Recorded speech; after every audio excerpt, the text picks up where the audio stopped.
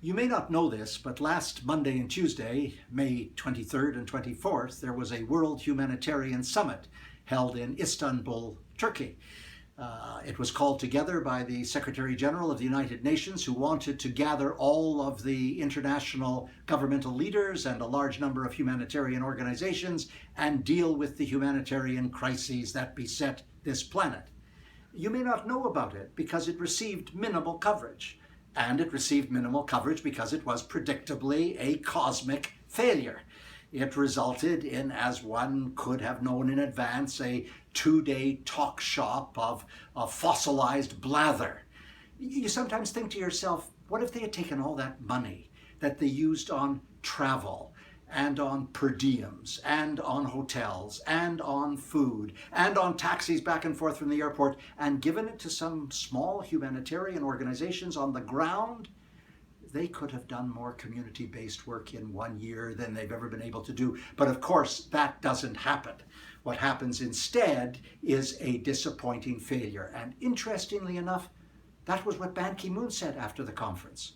He indicated that he was disappointed, particularly because there were so few world leaders who came. The only member of the G7 was Angela Merkel of Germany, and nobody else. There were perhaps 30-odd heads of state out of the 190 plus who could have come, and his disappointment was echoed by many of the international NGOs like Oxfam, like CARE, like the Overseas Development Institute, and you'll remember that Doctors Without Borders withdrew from the conference before it began because they said they didn't want to participate in what would be a fig leaf for good intentions.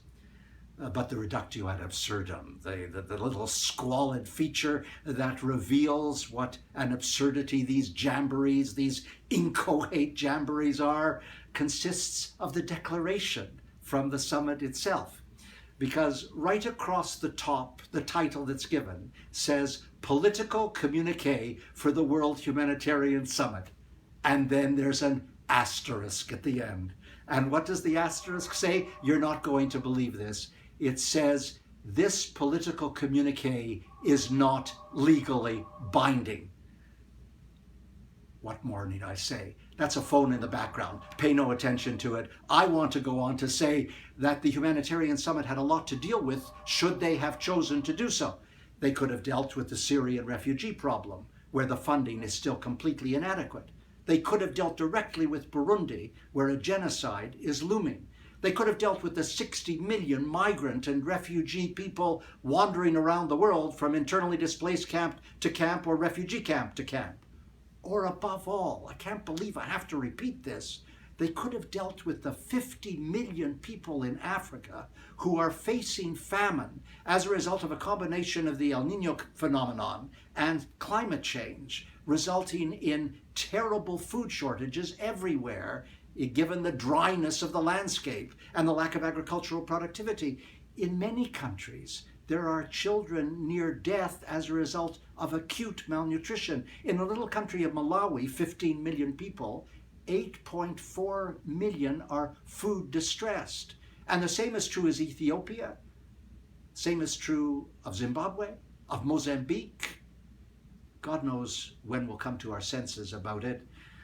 Presumably, as with every other famine, countless numbers will have to die before we respond. Humanitarian summit or not, we're just not responding. And you know that wonderful slogan in the United States, Black Lives Matter. Well, where Africa is concerned, the slogan should be Black Lives Expendable. That was last week. I'm Stephen Lewis.